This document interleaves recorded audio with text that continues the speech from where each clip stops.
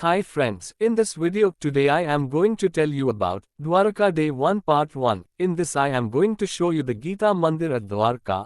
This temple is located near to main Dwarkadish temple and far away, 4 kilometers from railway station. According to Hindu mythology, Gita means chanted. That means group of slokas given by Lord Shri Krishna to Arjuna at the time of Kurukshetra battlefield over 5000 years ago.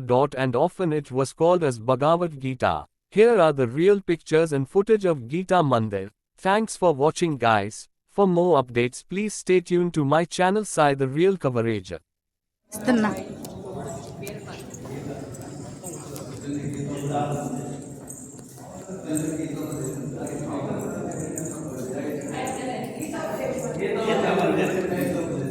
अरे भी आना मत करो करेंजी